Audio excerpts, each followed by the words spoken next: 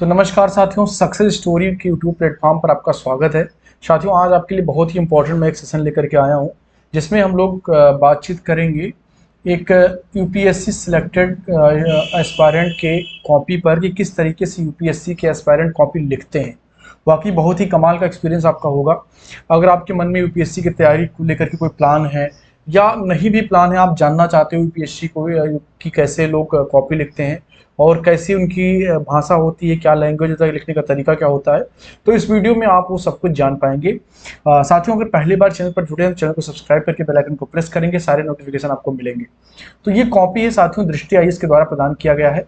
और ये चूंकि यूपीएससी में जो कॉपी लिखी जाती है वो तो आप देख नहीं सकते हो, लेकिन सिलेक्शन से पहले जो तैयारी के दौरान कॉपियाँ लिखी जाती हैं वो कोचिंग उसे जो है पब्लिश करती हैं। तो वो ये कॉपी है जो मैंने जो है इंटरनेट से दृष्टि आईएएस से प्राप्त किया है, तो हम लोग डिस्कस करेंगे। हिमांशु सिंह है, इन्होंने यूपीएससी में सिलेक्शन लिया कब, 2019 में, और इस वक्त ये पोस्टेड हैं। तो देखेंगे हम लोग कि इनकी कॉपी किस तरीके से है। इन्होंने हिंदी माध्यम से यूपीएससी की परीक्षा दिया था। यूपीएससी को लेकर के बहुत सारे मिथक हैं कि दुनिया का सबसे प्रकांड विद्वान ही यूपीएससी पास कर सकता है, फला फला, और या जो 15 घंटे 16 घंटे पढ़ाई करता है वो यूपीएससी पास कर सकता है। बट ऐसा कुछ है नहीं। तो कॉपी देख करके आपको ये जरूर लग जाएगा। यहाँ पर कुछ बेसिक चीज आप देख सकते हैं। यहाँ पर लिखा हुआ है अधिकतम अंक कितना होता है। 250 नंबर का हर पेपर होता है साथियों, और 4 पेपर जो है होते हैं। टोटल 1000 नंबर का जो है ये पेपर आपका होता है। और हाँ, ठीक है ना। तो इसमें आप देखेंगे कुछ और ही इंस्ट्रक्शन इसमें लिखे हुए हैं। इंस्ट्रक्शन को पढ़ना होता है एग्जाम से पहले, कि जैसे सभी प्रश्नों के अंक उनके सामने लिखे हैं। एक जो है लाइन खींची होती है, उसके अंदर ही आपको उत्तर लिखना होता है।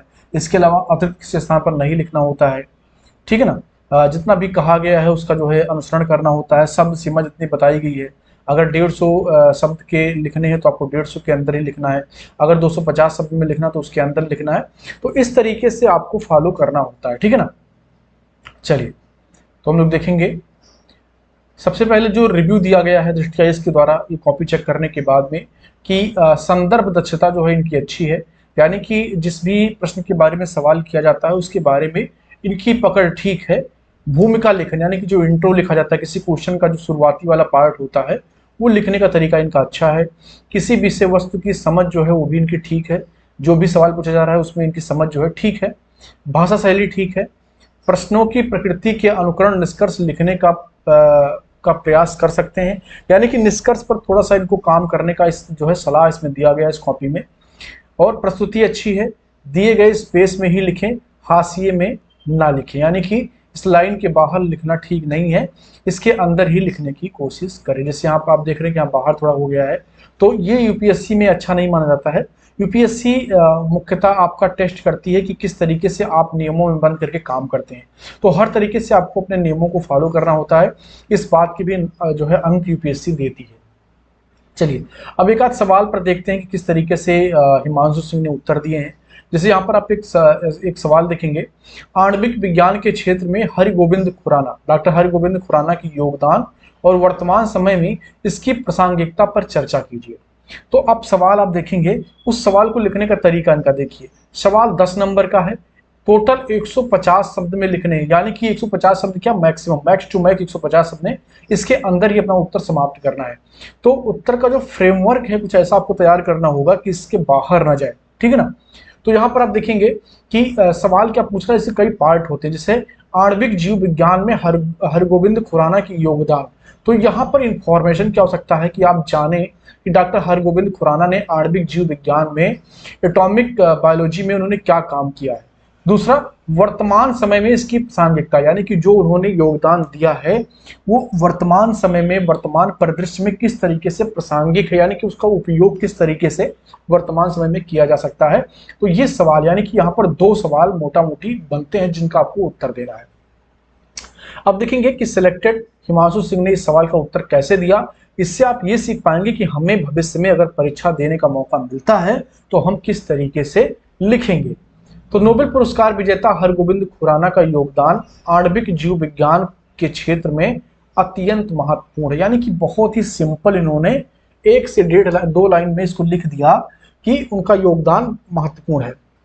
अब कई लोग यहाँ पर बहुत ही साहित्यिक बात लिखने लगते हैं कि एकदम से हर गोविंद खुराना नहीं होते तो आणविक विज्ञान नहीं होता, वो नहीं होते तो ये विकास नहीं होता।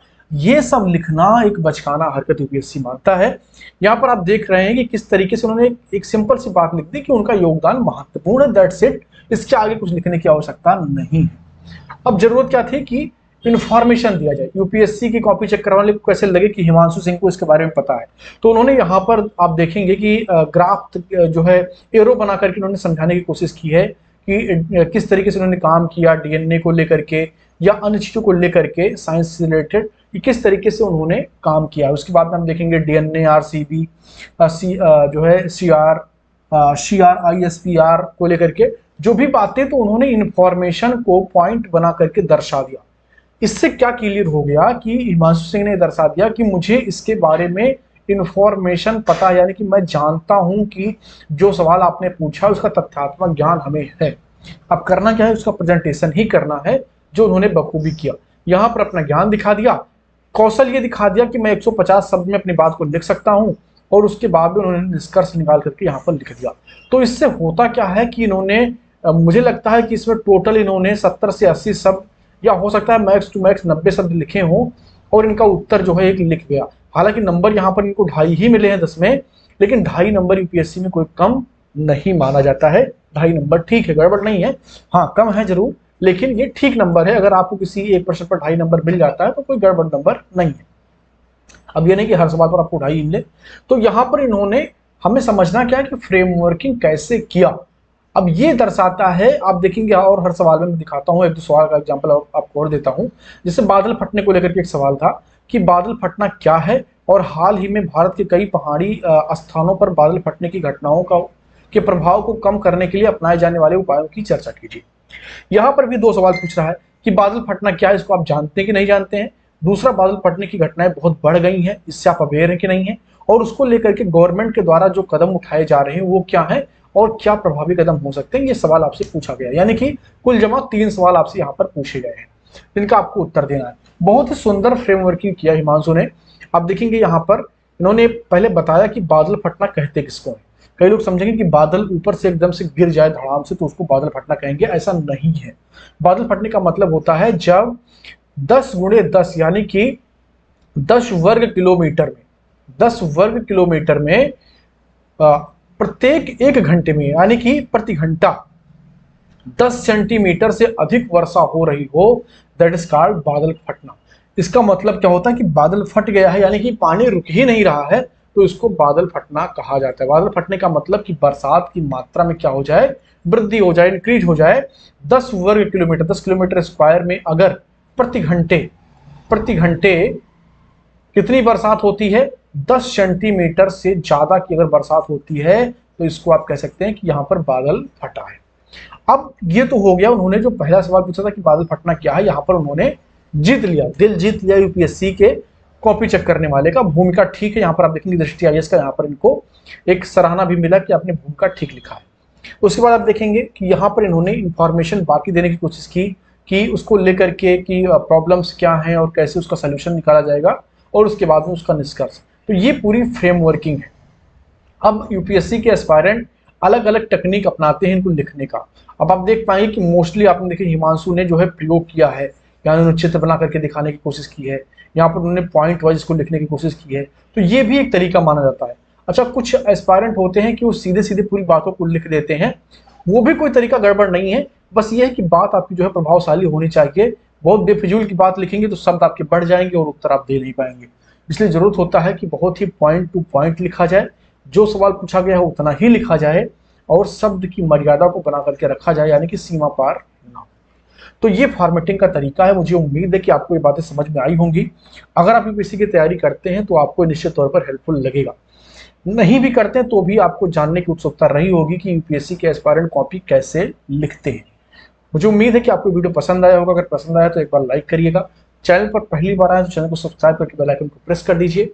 हम ऐसे तमाम काम करेंगे जो आपको मोटिवेट करेंगे कोई भी लक्ष्य अपने जीवन में बनाया है उसको लेकर के। थैंक यू, मिलते हैं नेक्स्ट वीडियो में।